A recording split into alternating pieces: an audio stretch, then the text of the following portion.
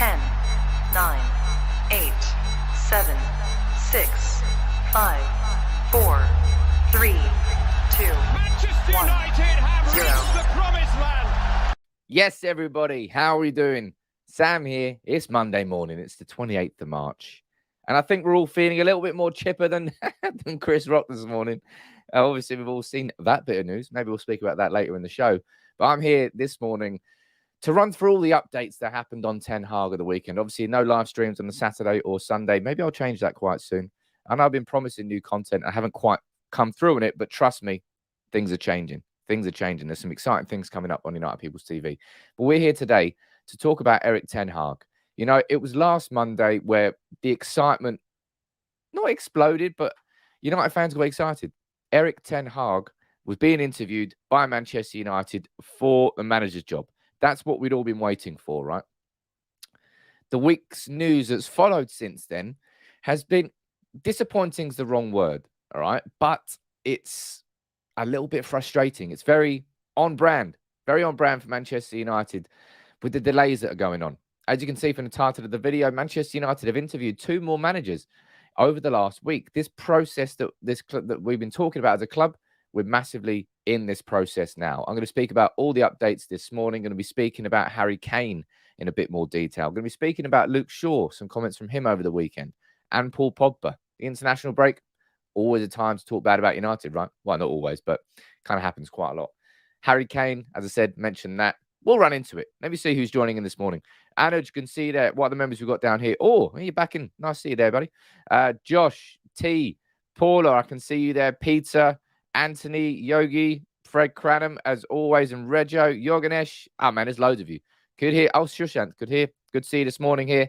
And lots of you. Who else is joining in? Got Alan on YouTube. Got Hashimoto on YouTube. Good morning to you. David, watching from California. How you doing, buddy? Good morning to all of you. As always, throughout the entire show, you get involved in the comments, okay? I'll try and answer as many questions as I possibly can. If you want to support the channel, drop a like on the video, subscribe if you're new, or if you want to, you can send in a super chat, and I will always answer the super chats. But yeah, it was last Monday where the news broke about Ten Hag being interviewed by United, and we all got a bit of a hard on. It was that situation where this is happening. This is really happening. Bit like that office scene with Steve Carell. And then in the days that followed, it got dampened a little bit. The briefs from the club were like, hold on, we're just interviewing him. Like he's part of the process, and we're going to be speaking to others. Now, Andy Mitten yesterday, obviously editor of United We Stand, released a podcast, and inside that podcast, he was asked what the situation was with Manchester United, with Erik Ten Hag, and what is going on. So that's quite simple. United have interviewed 2 more managers. And if the stories were correct about who was on our shortlist, then we know probably who those managers are, who those managers were. Because the 4 names on the shortlist were Ten Hag, it was Pochettino, it was Enrique, and it was Lopetegui. So if that was indeed correct, then 2 of those managers have been interviewed. And at this moment in time, as far as we know, one of those is not Pochettino. If we go to the update here from Fabrizio Romano, he said Poch is waiting to understand Manchester United's position, and Ten Hag is waiting to see what Manchester United wants to do. Like if we were to go there and go in a little bit more detail in terms of what Erik Ten Hag and the situation is, this is where it gets a little bit risky, I would say. I would definitely use the word gamble. Manchester United are taking a bit of a gamble here with Erik Ten Hag. Let me explain exactly why. We go over here and we see the latest from Fabrizio from last night. He said that it's true that Erik Ten Hag has been approached by 2 more clubs after meeting with Manchester United. There's no final decision from United just yet. He's been interviewed last week. Positive feeling. That's the big word that's been coming out post that interview with Erik Ten Hag. Now, the interview went well. Manchester United were impressed with what happened. And I'll get into a little bit more detail about that. But basically, with this Ten Hag situation, it's this. Manchester United were the first club, by the looks of things, the first club to formally approach Erik Ten Hag, formally approach Ajax, and we had an interview with him for the position. It seems like we were the first club to do that because since there are 2 other clubs that have come in. Now, at this moment in time, we're just purely speculating. It's apparently one from Germany and one from England. So if it's Germany, you're looking at Dortmund or Bayern. We've already spoken about Nagelsmann, the fact that they got him, the fact that maybe that relationship isn't as good as it seems. So maybe it could be Bayern or maybe it could be Dortmund. And there's always room for Ten Hag at Dortmund. And if it was in England, I mean, he was previously linked with the Spurs job, but then they went for Conte, or that they couldn't afford him. I can't remember the reason why he didn't go there. Could be there. I reckon it could be Newcastle. You know, they're going to be looking for an upgrade on Eddie Howe if they stay up, for sure. Or maybe they're just going to have Eddie Howe for another season or so. Don't know. Speculating there. It could be Leicester. Is he really going to go there? They're a genuine mid-table team now. I suppose Manchester United are too. But with Ten Hag, Manchester United are taking a gamble, really. Because if we've had that interview, and I think I've spoken to you about this before, this is where I'm a little bit kind of stuck in the middle. Because I think Manchester United should be doing like an actual proper, genuine process to get this manager's appointment right. Given that we've not done it before with, like as I said, we didn't do it with Moyes. We might have done it with Van Gaal, but I don't particularly think we did. Mourinho, we didn't. Solskjaer, we didn't. We haven't really done a process for any managerial appointment properly post-Ferguson. So I understand, and I kind of feel it's the right thing to do. But at the same time, Manchester United are taking that gamble, as I said, by delaying things and having a conversation with Ten Hag last Monday, being massively impressed by his concept of, like, if we go into a little bit more detail here, by his concept of a playing style, by how important that was, and how prominent that was in the conversation that United had with him.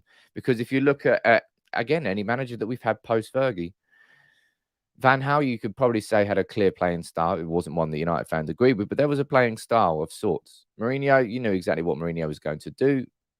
Not so much a playing style, but a playing mentality, maybe. And Solskjaer, we chopped and changed. We had a 4-2-3-1, but no one really knew what type of team we were. And under Ralph Rangnick, we all thought that we were going to be that strong pressing team. We were right at the beginning, but then he realised that these players weren't fit enough to do it. So when it comes to somebody coming in and the idea that we'd actually have a proper playing style, that means that in a year or two's time, we're still playing the exact same football what Ten Hag started when he came in, and that we've just become more defined in that system. It's like Pep Guardiola, you know, there's a system there. There is a style of play. City play the same way every single game. So did Liverpool. So did the best teams in the world. There has to be a playing style. There has to be an identity. And at Manchester United, we just don't know. We've played like 6 or 7 formations in the last 4 months. We played pressing, we played counter-attacking, we played possession domination, we played every single style of football. So I can understand if Manchester United feel that's a really crucial part of the new manager, and that's a big, big tick towards Ten Hag. A big tick. There's a super chat that flew in there from Anaj. What are you saying here? Saying, I feel, sorry, I have a feeling that United are afraid to hire Ten Hag. Maybe because they think he might bring success to the club and more lies get exposed. Now, I don't think the Manchester United are going to be afraid, Anuj, because of any sort of success. They want that sort of success. And I don't think Ten Hag would expose that in any way, shape or form. But as I said, Manchester United are effectively taking a gamble on, it almost feels a little bit arrogant. You know what I mean? Manchester United, we've interviewed Ten Hag, and we're so confident, really, that nothing else is going to happen between us interviewing Ten Hag and speaking to other candidates, that it's all right. Yeah, we can take a week or two. It's no problem. Since then, 2 other clubs have gone, right, United are sniffing around Ten Hag. It's time for us to show our interest, to play our cards. So United have sort of forced the hands of other clubs here. And I like to think that the other clubs are semi-forcing the hand of United. And I think United have got to, what is it, Monday now? We play Leicester on Saturday. In a dream situation, before the end of March, that's 3 days' time, Man United would announce that there is a deal in principle for Erik Ten Hag to become manager of the club at the end of the season. And that's it. Like, you talk about distractions, you talk about everything. Ten Hag's leaving Ajax at the end of the season, man. Like, announcing now that sort of agreement is in place, it lets the cat out of the bag. It means that Ten Hag can get a send-off. It means the players will probably give him a send-off. And you could argue that it might derail their campaign for the Eredivisie title. You could also argue it might give more credence and power behind it because everybody wants to give the best possible send-off to Ten Hag. But either way, Ten Hag's leaving in the summer. So if you announce a deal now, or if you announce a deal towards the end of the season, I'm not sure that would change too much. I'm going to go down here and read a few of your comments out on this Ten Hag situation because, it's not delicately balanced. That's the wrong way in my head. I'm trying to think of the best way to describe it. As I said, it almost feels a little bit arrogant of United to think that, yeah, man, we can just take our time. We know, like, Ten Hag, he's not going to go to another club. Now that United are involved, yeah, he'll just want the United job. So they can just dither and take their time and interview Enrique or interview Lopetegui. And look, I've spoken about Enrique before. We've kind of gone into that in a bit of detail. And this is the latest comment from a journalist on Enrique. He's saying the likelihood of Luis Enrique to United is currently being underplayed, and he's seriously well liked within United. And of course he is, man. On paper, if you're looking at a CV and you're comparing Poch, Ten Hag, Enrique stands out like by some margin, man. Champions League. I think he won Coach of the Year as well at one point. He's won a couple of the Liga titles. He's managed big players at a big club and had real sustained success. But Luis Enrique is going to manage Spain at the World Cup. I don't know why this is even a conversation about Enrique. What we're going to do, we're just going to go toss next season out the door as well, because we're going to get an interim manager. We're going to get Ralph waiting. That'll be unfair to say that Ralph would toss it out the window, but it means, again, we would change our manager mid-season. Even if it's something that we're planning towards, it's still a managerial change. It will still be no preseason and a new manager coming in with a new style. It will just completely and utterly disrupt our season again. Timing is everything. And it's why the Ten Hag situation seems so much more obvious, that it's just the timing is right. If we had gone all out to try and get Ten Hag last summer, there's no way Ajax would have let us have the conversation with him. I'm not sure whether he would have walked away from Ajax. They still had Overmars at the time. It would have felt almost impossible to lure Ten Hag away from Ajax. With everything that's happened this season with Overmars and everything at the club and going out the Champions League again, the timing is now right with Ten Hag. The timing is everything in football, man. Not everything, but it's significant. And I think everything points towards Ten Hag. Just don't know why United really are taking that long. As I said, it feels like United are so confident at the fact that Ten Hag won't agree a deal with anybody else ahead of them. And I don't know whether that confidence might be slightly misplaced. You said that can't Rangnick do something with a Ten Hag situation? I don't know what Rangnick would be supposed to do. He doesn't have a personal relationship with Erik Ten Hag. He knows of him. He probably supports his arrival at Manchester United, but nobody can really. Van der Sar could, but why would Van der Sar do that from the inside of his own? He's not a mole. He's not Manchester United mole. He's Ajax first and Manchester United second. Peter, I don't think in any way, shape or form that Enrique would leave Spain for United. I know, was it Lopetegui who left Spain before the World Cup for Real Madrid and then got sacked from Real Madrid? I think it was anyway. I don't personally think Luis Enrique would do that. I'm sure and I don't know what the contract situations are like with international managers compared to club managers, and whether there'll be any sort of compensation package that you pay to the Spanish Federation. I've got absolutely no idea. Well, no idea. Let me go down here and read a few more of your comments. Stephen, you're saying announcing Ten Hag now, in my opinion, wouldn't distract him from doing his job with Ajax. He's a professional guy. I mean, I agree with you there, Stephen. I think that I think that if anything, it would give a different sort of energy and vibe to the last 2-3 months of this season and the long goodbye that Ajax's players and fans would give Ten Hag, and they'd all want to give Ten Hag, and he would get an amazing exit because you're going to leave in the summer anyway, even if you don't announce a deal. Or you're agreeing with that. Well, you let me know. Yeah, he did. I found that so weird that he left that close to the World Cup. Really, really odd.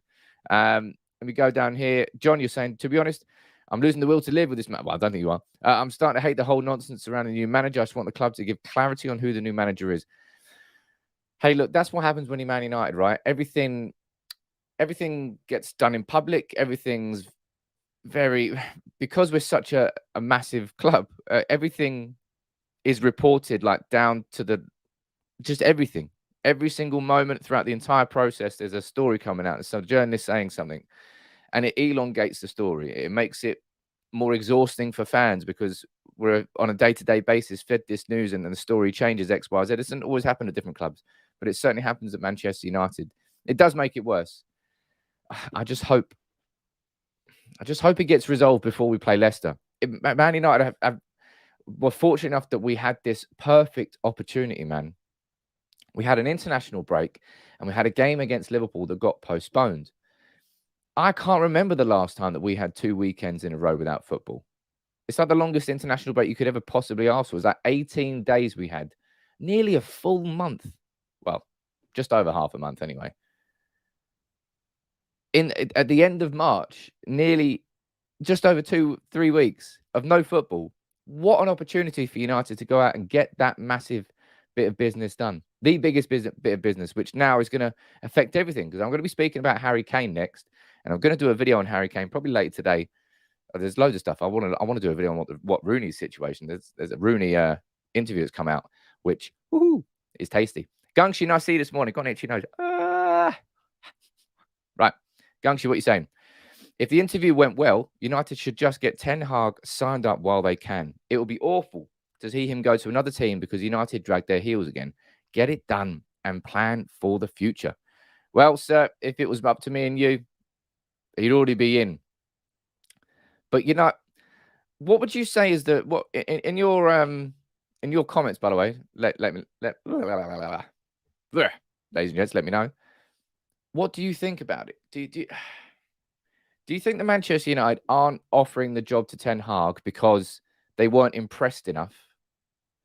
Or do you think they just want to go through their list and just make sure that none of the other managers impress them anymore? What's the reason for the delay? Is it because we're really sticking to this process, or is it because Ten Hag didn't impress enough to get the golden buzzer? Scrap all the other interviews. We don't need the other interviews. This one's enough. You let me know what you think, eh? We got Raf watching from Arizona this morning. Good morning to you, my friend. Free, you're saying if we let Erik Ten Hag slip through our fingers, I'll be gutted. Just do it. Gutted isn't. I don't think gutted covers it enough, man. I would be more than gutted. It would. Same thing happened with Sancho the season before, says Klein. Of course, that was Manchester United, and we didn't want to pay as much as we did. Ultimately, United won. In that game of chess with Sancho, we won. Would we have won more if we had Sancho for a season earlier? And that season for Solskjaer, where it all sort of unraveled, that we had Jadon Sancho. I don't know. It's part of it, maybe. Maybe not unraveled, but, we finished second. What could have happened if we had Jadon Sancho in that season? So maybe we didn't win. Let's go down here. Woodsy, you think that we're waiting for Poch? Let's go down here. Evaluating all the available options, in my view, says Thomas on Facebook. The board creating this delay to get Poch available. I don't think there's any delay needed with Poch. We all know that PSG have to pay 15-20 million for Poch to be sacked. And if Manchester United come in and we take him away, they don't have to pay that 15 million. They want us to come and get Poch. So I don't really think that's a case of timing on that one, if I'm being completely honest. But yeah, that interview with Wayne Rooney is an absolute scorcher. Manoy, you think that they're just going through the list, they're acting extra safe, as we know what happened the previous times? I personally think you're right on that one, Manoy. I think it really is a case of Manchester United feel like they've been stung before. So now they're trying to do everything they can to stop being stung again. But it's more that, yes, I think that's probably the smart and the safest thing to do. I understand that. But the thing that's changed in the last week is Manchester United's interview with Ten Hag became public knowledge, right? Got out into the press. Everybody, every single journalist reporting the same thing. It definitely happened, that interview. And all saying the same thing as well. He was very impressive. Manchester United liked his interview. Manchester United liked his positivity. And it was an interview which everybody gave a thumbs up to. That's clearly, as I said, it's forced the other clubs who were thinking about Ten Hag for next season, it's forced them to react. So 2 other clubs have gone towards his representatives now and said, look, we want him too. So by United now delaying it, United are allowing the door to be opened to other clubs. Had United probably come the next day after the interview with Erik Ten Hag offered the job, would have been done. Would have been done straight away. But now we're letting other clubs in, and it's a risky game. It's a risky game. Climb. Feel like each board member has one candidate and needs to run through the list so they can't say we didn't interview everyone. As I said, it's Manchester United trying to minimize the risk as far as they're concerned by interviewing every manager fairly, giving them all an opportunity to speak to us. We'll then know by the end of that who the right manager is. And in that, when you say it like that on paper, you're like, yeah, that's exactly how you hire someone. You look at the 3 or 4 best candidates, you interview them all, you give them all a fair opportunity. And at that point, when you can now compare the interviews, you can make the right choice.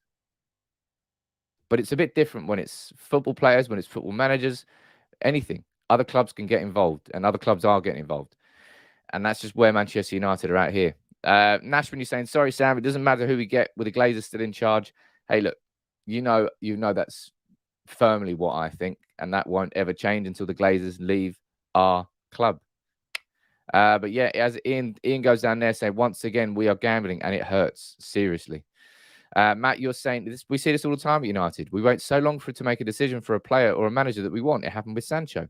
It did happen with Sancho, but as I said, the Sancho one was different. The Sancho one was merely down to financial reasons.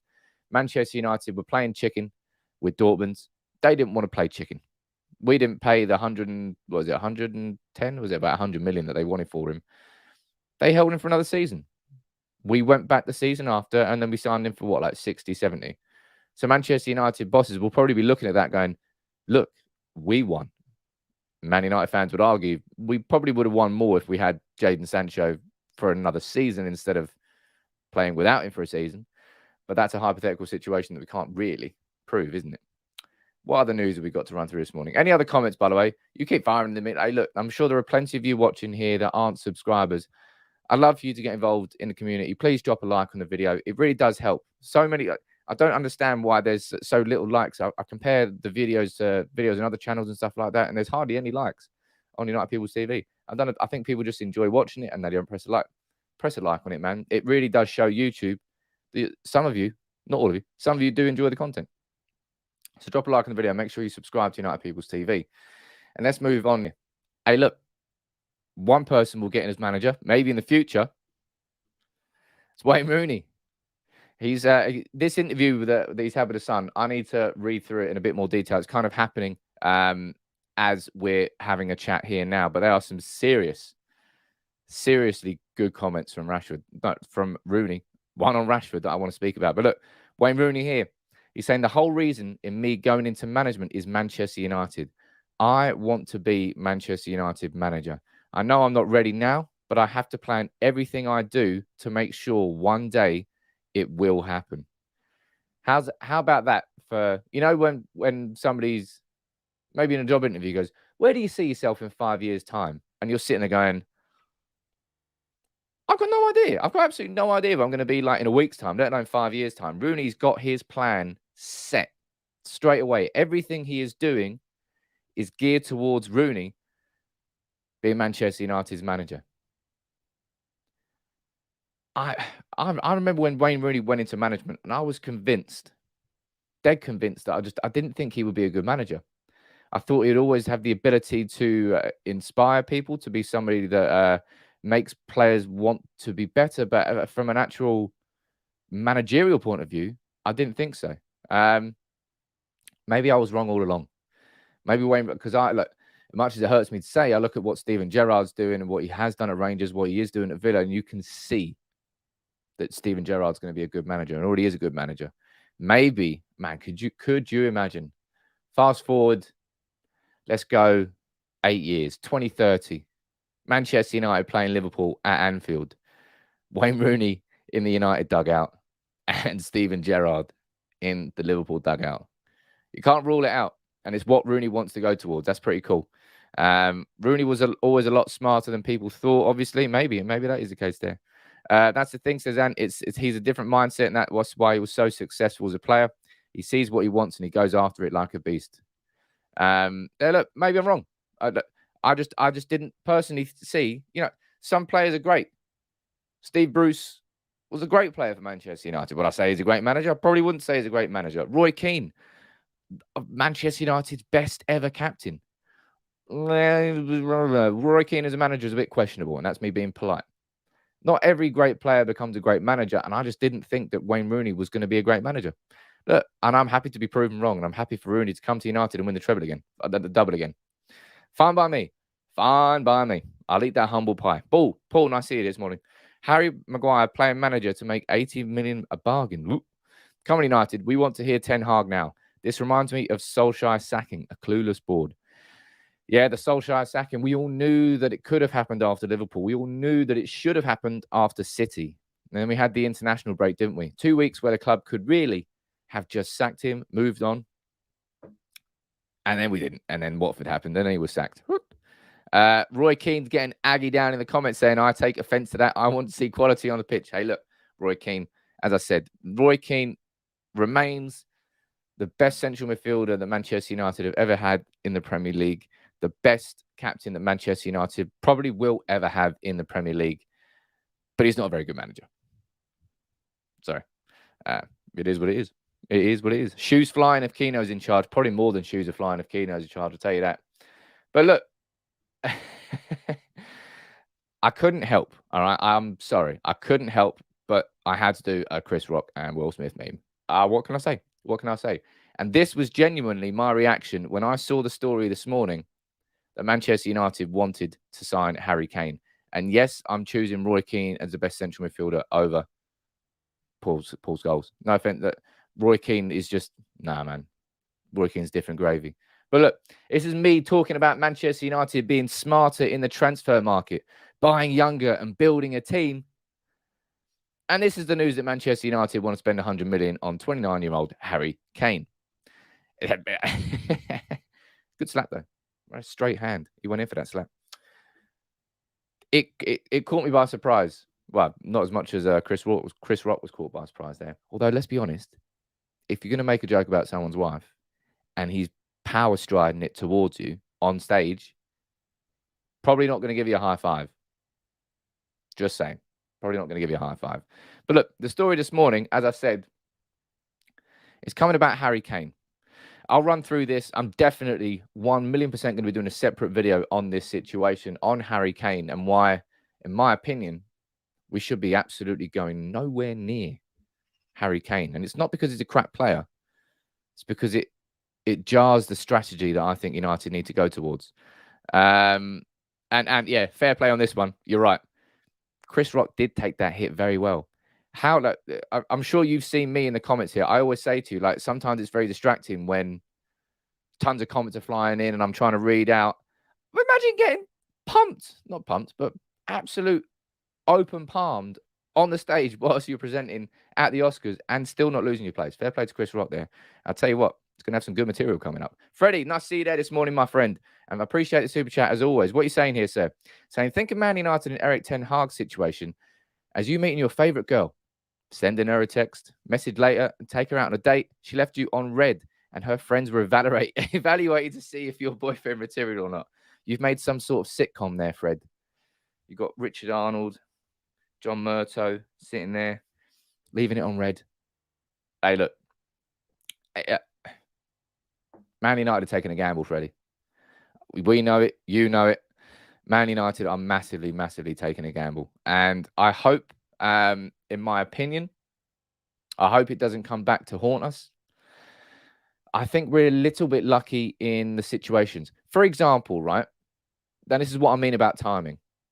If Pep Guardiola was retiring, if Pep Guardiola was leaving City this summer, we'd have zero chance of getting Erik Ten Hag. It would already be done and dusted. There would already be an announcement and a deal in place for him to become City's next manager. And we would then have to sit there and watch for the next 4, 5, 6 years, City absolutely fucking dominating it. But they're not. Pep Guardiola's not leaving. That's a fortunate position for United. Klopp could be leaving Liverpool this summer. And he will be leaving at some point in the next, like, 2-3 years. But he's not. Klopp's staying at Liverpool. Therefore, Manchester United are fortunate that Liverpool, they've got Klopp. City, they've got Pep. Chelsea, fortunate for Chelsea, really, they've got Thomas Tuchel, who is sticking by them. So Manchester United, inside the Premier League, we've got a free run, in my opinion, at Erik Ten Hag, by comparison of who could then rival it. Spurs, I'm not going to consider them a rival for Ten Hag. I'm just not. Newcastle, no. I think Ten Hag's ambitions are far greater. Maybe Newcastle in 3, 4, 5 years' time, but not Newcastle right now. So then, who is it? It's Bayern. If Bayern come in, Bayern have got him. Dortmund, I think we're far more better proposition than Dortmund. I'm not particularly worried about that. Real Madrid, now that's a big concern. I think they probably would go for him. I'd be surprised, but then the two clubs we're being told about are one from Germany and one from England. Although I find it strange that the names aren't being publicly released. What is it? That must just be Ten Hag's representative. And again, this must be Ten Hag's representatives trying to force the hand of United. Because this story's come out and we only know it's a German and an English club. It must be from them trying to force United and push the issue. Because something's got to happen. Let me know in the comments here. Type yes or no now. Type in the comments. Do you think United will have agreed a deal for a new manager? I'm not just saying Ten Hag. It could be any manager. But do you think we're going to have a deal agreed by the end of March? That was the initial murmurs that sort of came out last week. That Man United, in an ideal world, would like to have something in place by the end of March. Whether it's Ten Hag or whether it's Poch or whether it's Enrique or whether it's Lopetegui, do you think we'll have a deal in place by the next 3 days? Let me go down here and see what you're saying in the comments. I would say the overwhelming majority there straight away, flying in with some strong nose there. Paul, you would disagree? You think so? Or you would disagree? The majority of you down here, if I can read this, there's so many comments coming here. Hey, look, this is what I love about this channel. I love how engaging it can be like that. Look at that. So many of you get involved, and so many of you think it's not going to happen. J-Lings, you're saying, are we getting linked with Kane as we are getting Poch? I'll be honest, I'd kind of disagree with that completely. Kane is an individual conversation. Kane was happening, that talk with Kane was happening last summer, as Kane was linked with City. In the same way that I don't think any conversation we're having about Paul Mitchell means that we're getting Pochettino in. I think they're all just kind of independent situations. I think we can get Paul Mitchell without getting Poch in the same way that we could get Poch in without Paul Mitchell. And vice versa with Kane and Poch. Just because we're going to get one doesn't mean we're going to get the other. I just don't think that's the case. And if we're going to go and let me run through this Kane story quickly with you now. Hey, look, I'm sure there's plenty of you watching. You still haven't liked the video, so please, if you would, just help the channel. Come on, let's go. Right, it's the Manchester United, Harry Kane, and the search for a striker this summer. This is from Laurie Whitwell from The Athletic this morning. And this is what he is saying about the Kane situation. Let me scroll down here. Sources predict the price for Kane, who was 29 in July, would top £100 million. That's a lot of moolah. We go down here. Kane rejected the offer of a very lucrative new contract from Spurs last August in the wake of the City, when City tried to sign him. And we go down here. United are yet to appoint a manager, which is complicating talks with new signings, but are aiming to wrap up the process before the end of the season. Well, let's make that earlier rather than later, please, Laurie. He said the club want Kane, regardless of who is in charge next season. All right? That's the main point that Laurie is putting through there. It doesn't matter whether it's Erik Ten Hag who takes over, or Mauricio Pochettino, or Julian Lopetegui. It doesn't matter at all. It seems like I've gone robot again. I don't know why this happens. Battery's all good. Internet's all good. Oh, there you go. Stop. No, it's still there. I need to get it fixed. But yeah, I've got a new camera that I'm going to be installing over the next week or so. Got some new soundproofing I'm going to be putting up. I've got some new curtains that I'm going to be putting up. So yeah, it's going to get bigger and better. There we go. Stop now. I've no idea why it does that. But as Benham says down here, well, maybe he's got the you missed $1 million out on that one. £100. I think I pay £100 for Harry Kane, but £100 million for Harry Kane, no. And look, It's exactly why I pulled that meme up there. Let me go back to my meme, which I think was an absolute scorcher of a meme. Because that's what it is. That is what these Harry Kane stories are going to be. The idea that Manchester United could this season move away from that model where we go and we sign the most expensive players. We go and sign. If you were to look at, if you were to ask any football fan, if you were to ask a 9-year-old football fan, name 3 strikers that you'd love to sign in the world, they're probably going to put Kane on that list. They're probably going to put Haaland on that list, and Ronaldo or Messi. It's not hard to look at Harry Kane and think he will be a great signing, because he would be a great signing. I've got no doubt that Harry Kane would be a very successful signing if Manchester United got him in. But I'm also very realistic about what our expectations should be on the budget this summer, coming up. And if we spend 100 million on Harry Kane, we can kiss goodbye to restructuring our midfield properly, in my opinion. Obviously, the wages are going to be paid for the fact that we're offset by Paul Pogba, but we're not going to get a price for Paul Pogba. So we're not going to get it. So in that sense, then it's signing Harry Kane would be what I would expect Manchester United to do if Ed Woodward was still in charge, if we didn't have John Murtough as a new football, he's supposed to be a director of football. I don't know what his actual position is called. But it doesn't make any sense. It's the sort of thing that Manchester United have been doing wrong. We've got to sign young. We've got to sign up and coming, whilst at the same time being top quality. And there's one name that stands out there, and you know it's Darwin Núñez, who, Erik Ten Hag knows all about his goal scoring exploits, seeing as Benfica knocked them out. But we can't. We've got to move away from it, man. We've been there. We've tried the Galactico model, okay? Everyone knows that Galactico model. It was what Real Madrid did back in like 2001, 2004-ish, when they signed Raul, they signed Luis Figo, they signed David Beckham, they had Ronaldo, they had Zidane, they tried everything. And it didn't quite work out for them. I mean, it did to a certain degree, but they weren't like dominant in the same way that they were dominant under Zidane with Ronaldo, Benzema, and Bale. We've got to stop it, man. We've got to stop it. I'm going to go down here. I'm going to read a few of your comments out now. But for me, this Harry Kane situation, it almost makes me angry is the wrong word, but I'm not sure it is. I think I'm just angry at the idea that Harry Kane's top of our goddamn strikers list. It was what I maybe would have understood it more last summer. 100 million for a 28-year-old, top of his game. It's like signing Robin van Persie. And how much does a year change things? Not too much, I suppose, but it's just not what United need. It's not right for the rebuild of the club. If we're going to have we're going to have a finite amount of money this summer, I reckon probably in the region of net around 100 to 100. We're lucky if it's 150 million, although typically, you know that we spend more when we don't finish inside the top 4. But still, if we go out and we spend 100 million on Harry Kane, we're looking at who are we going to sign in midfield? And the midfield is still the biggest problem. I swear on my life, if we go and spend more on a new striker instead of a midfield, I'm going to bang my head against a brick wall. Jeez. Brandon, who's this 17-year-old already in the Argentina squad? That's Alejandro Garnacho. But he's not. I think he's played like a handful of times for the under-23s. He's not particularly ready for first-team football. It's exciting for him, though, for the fact that at the age of 17, he's already in and around that Argentina squad. Good for him. Daniel saying Manchester United are a joke if they waste the whole of the summer on both of them.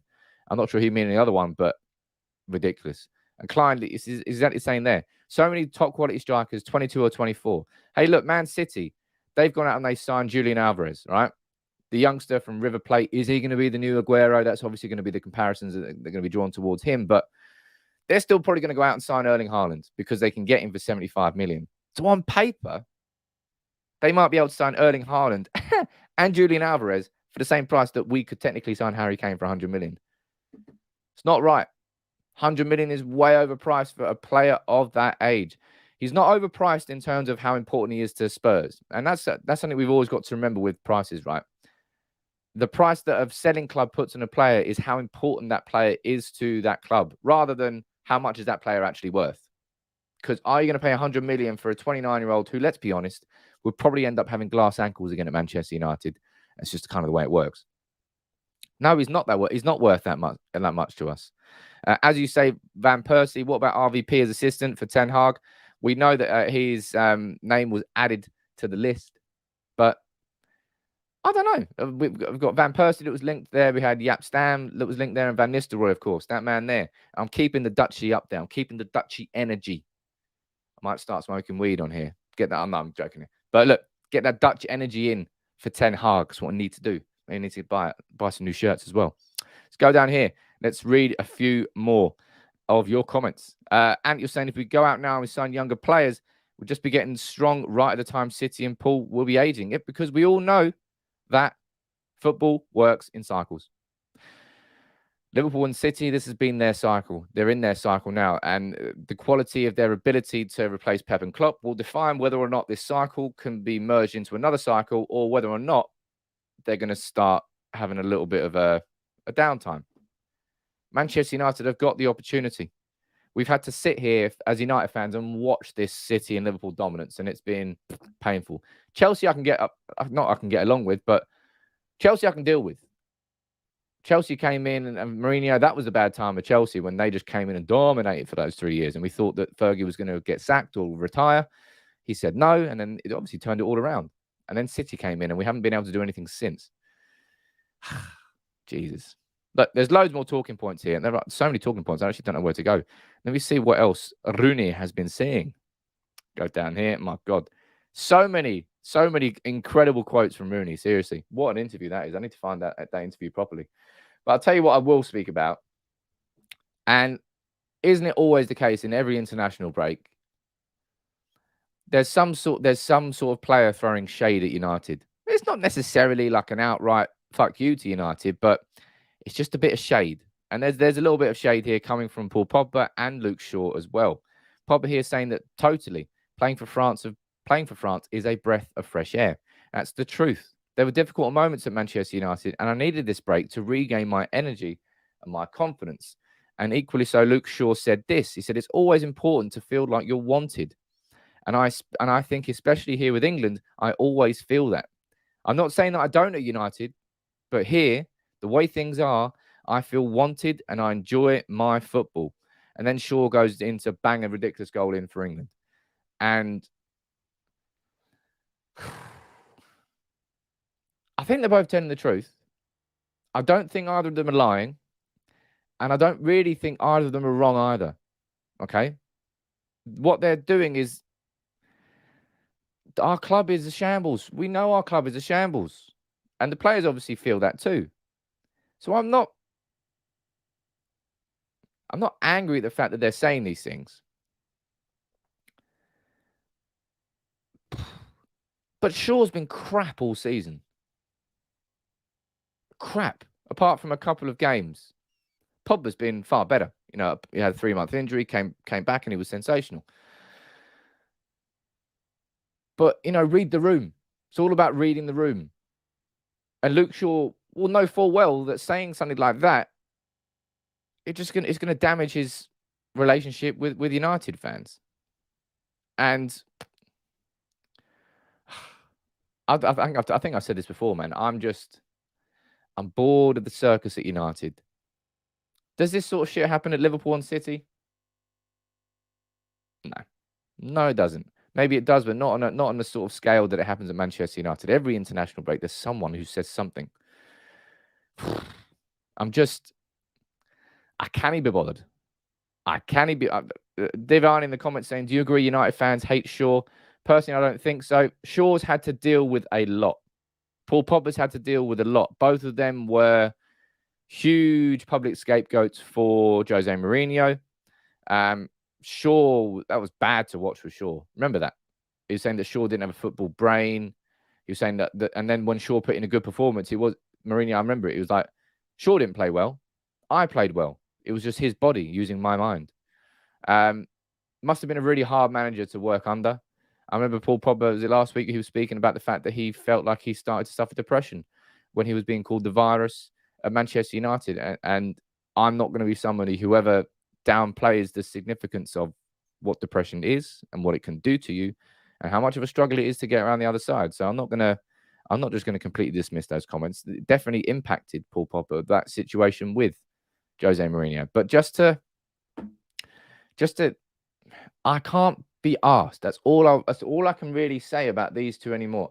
I'm not going to get mega angry about it. I'm not going to lose my shit. I'm not going to start ranting like some other people might. But I just can't be bothered with these conversations anymore. All right? Can we just move on? Can we just stop it? Can we just, as a club, stop being a circus? Can we, as a club, just get Ten Hag in? Get the deal done. Let's start planning for next season. Let's not talk about signing Harry bloody Kane for 100 million. Let's start operating as a football club again. Because these sort of distractions, and as I said, distractions, side stories, side shows, circus, I just can't be arsed with it anymore. I'll tell you what, there's a couple more of these. Let me find out a couple of these nugs from Wayne Rooney, because they are absolutely fantastic. I thought this was a good one. Let me pull this bad boy up. As I said, look, make sure you subscribe to United People's TV if you're new. I'm sure there's loads of you that are still new. But come on, help the channel, get involved, become part of the community. There's always so many more of you watching than have liked the video. Come on, people, it's free. Help the channel out. Now I'm begging. But look, this is Rooney on Rashford potentially breaking his United record. To get the record and be United's highest goal scorer is fucking massive. What I hope is that Marcus fucking gets his head out of his ass and goes and breaks that record. He is a Manchester lad. I like that, man. I like that. Says it. Rochella sending in a compliment there. Thank you very much, saying that you have my respect and admiration. You keep saying it as it is. Step forward, Wayne Rooney, who says it exactly as it is. All of us, there's not one United fan that wouldn't love and enjoy watching Marcus Rashford just become this lethal goal scorer, just to be banging in 20, 30 goals a season. And he, a Manchester born and bred academy lad, all of a sudden becomes our record goal scorer and overtakes Wayne Rooney. That will be an incredible thing to watch. And it's what Rooney's saying there. It is massive. Get your head out your ass and just go and break that record. Done. It's like Wayne Rooney's got his 5-year plan set out. He wants to be manager of Manchester United. Rashford, your 5-year plan laid out. You want to be Manchester United's top goal scorer. What do you do now in the next 5 years to achieve that goal? Well, first of all, you listen to Wayne Rooney. You get your head out your ass. You re-find yourself. He's lost himself. He's completely and utterly lost himself this season. And it was a season that all of us wanted, that were expecting to see him just sort of go like skyrocketing upwards. Remember? I had 2 months off, had that shoulder surgery. We were like, look how good Rashford played last season. He was playing injured basically the whole time. Imagine what Rashford could do if he wasn't injured. That's what we felt and thought. Yeah, haven't seen that this season. But look, I love Rooney is an honest dude. Rooney's just doesn't I don't think he particularly has it in him to be overly facetious. Oh, look at that buzzword. It's not really part of his personality. Maybe it was part of his flaw, but he's always someone who sort of wears his heart on his sleeve. I think that's probably why so many of us loved him as a United player, because you could feel Rooney's emotion. You could see Rooney's emotion on his face after that Newcastle volley that he scored. And he's just angry straight away. So many times where you knew how Wayne Rooney was feeling, and it massively represented how you were feeling as a fan at that time. So to hear him speak like that about Rashford, it's from the heart, man. If you want to go and do it, just go and do it. Get your head out your ass and go and do it. Amazing. Hey, look, I'll wrap up in the next few minutes, but before I do, as I always do, by the way, I will bring this back. I started inviting some of you on here to have a chat with me at the end of the streams, and I've stopped doing that. But trust me, I've just got a couple of big things that I'm sorting at the moment that are kind of taking up my headspace. And once I've got those big things done, I'm really going to be kicking forward with the members-only content. As I said, there's going to be one weekly Q&A show. I'm also going to be So if you stayed here to the end, you notice now I'm going to be buying a nice big green screen, getting it down there so we can bring some different types of shows with different types of backdrops. It's going to be fun. It's going to be engaging. I love it. Let's go down here. What's the comment? Anthony, you're saying, do you think Lingard is a negative distraction? I like to think no, but I can't really know. I think Lingard's head's been out of Manchester United for like a long, long time. So I think probably is a bit of a negative distraction. It's what I said. It's why I was so confused as to why we didn't allow that deal to go through in January. But I hope he's not. But I think he must be a little bit. And look, and you've written this better than I was trying to say it there. Yeah, he just can't be disingenuous. And I do love that about him. It's the heart on the sleeve. And that's why all of us related to him so much. Here we go, baby. We are starting some Only Sams. Man, I'm not going to get many subscribers on that. In fact, I've somehow get negative subscribers. Who's going to be our next manager? When are we getting rid of the pod buzz? Pod poo. Nah, nobody typing pod poo in. You can't be an adult and type pod poo. Come on, let's be better than that. We need to go back to 4-4-2 days. And look, I don't know what formation we're going to. Hopefully, a 4-3-3. Hopefully, a Dutch 4-3-3 with Erik Ten Hag. But yeah, the latest there, we've had the conversation this morning now. Man United have interviewed 2 more managers. If that's not Poch, that means it's Enrique and Lopetegui. What's going on with Poch? I'm sure there's going to be developments this week. We got 5 days until the game against Leicester on Saturday evening at 5:30. Will we have a manager in time? Will we have an agreement in time? I hope so. But my gut tells me we're not going to be. I think I agree with the majority of you in the comments that I don't think that will be agreed. But look, I'd love to be proven wrong. But thank you all very much for joining in this morning. I will have another video out today. I'm either going to do it on my problem with Harry Kane and that signing. I might do that. And if you've got any other video suggestions, you know where to get me. Hit me up on Instagram at United Peoples TV. Slide into the DMs there, or slide into the DMs on Twitter at @SamPeoples_ or at United Peoples TV. Make sure you check out the video later. Thank you all very much for joining in this morning. I will see you tomorrow. Apologies, as I said, daylight savings time has changed in the UK. Our clocks went back an hour. So if your viewing time has changed, I can't really apologize for that because that's how the world works. But that's exactly what happened. But anyway, take it easy.